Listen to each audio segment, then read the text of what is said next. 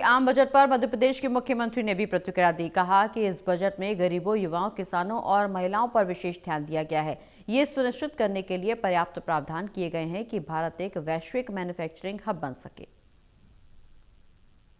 सरकारों के माध्यम से तो 12वां बजट है, लेकिन वित्त मंत्री द्वारा नवा बजट जो प्रस्तुत किया गया है, मेरी अपनी ओर से बहुत बहुत बधाई। ये विकसित भारत 2047 का बजट पेश है, जिसमें गरीब, युवा, अन्नदाता और महिलाओं पर विशेष फोकस किया गया। खास करके बजट की जो दिशा और लक्ष्य है, वो लक्ष्य भारत को सशक्त भारत की तरफ ले जाने का है, जिसमें आर्थिक ग्रोथ को बढ़ावा दिया गया है। सभी वर्गों के साथ जनता के कल्याणकारी योजनाओं पर विशेष ध्यान दिया गया है।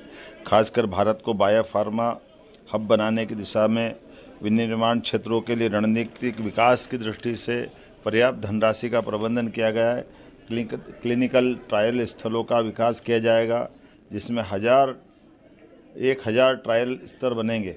रिसर्च एंड डेवलपमेंट के आधार पर एआई के सेक्टर का बड़ा पैमाने पर राज्य के देश के विकास के साथ में हमारा मध्य प्रदेश भी आगे बढ़ेगा, ऐसे मैं उम्मीद करता हूँ। वस्त्र उद्योग के सेक्टर में रिफॉर्म करेंगे, जिससे राज्य को लाभ मिलेगा। 5 लाख से ज़्यादा आबादी वाले शहरों का विकास और खासकर इसके लिए 5000 करोड़ का प्रबंधन करने का व्यवस्था की गई। छोटे शहरों में भी तीर्थ स्थलों का विकास करने का पर्याप्त ध्यान दिया गया है। केयर इकोसिस्टम के माध्यम से बुजुर्गों का इलाज सही समय पर हो जाए, इसका प्रबंधन भी किया है।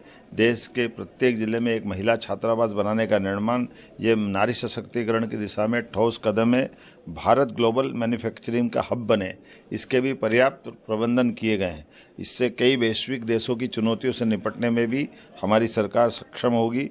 गंभीर बीमारियों के लिए दवाई सस्ती करके ये सच में बड़ा काम किया है, जिसमें बीमारों के लिए कोई वर्ग का भी हो, लेकिन गंभीर बीमारियां हैं, उसका इलाज बड़ा महंगा पड़ता है। ऐसे में दवाई का सस्ती करना, माननीय प्रधानमंत्री जी को, माननीय वित्त मंत्री जी को बधाई देना चाहूँगा।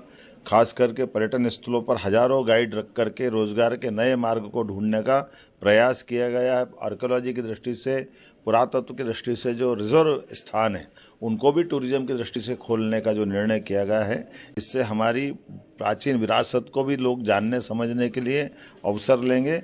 और ऐसे में विदेशी पर्यटकों को लाने के लिए 2% टैक्स की कमी करते हुए उनके लिए जो विशेष सौगात दी।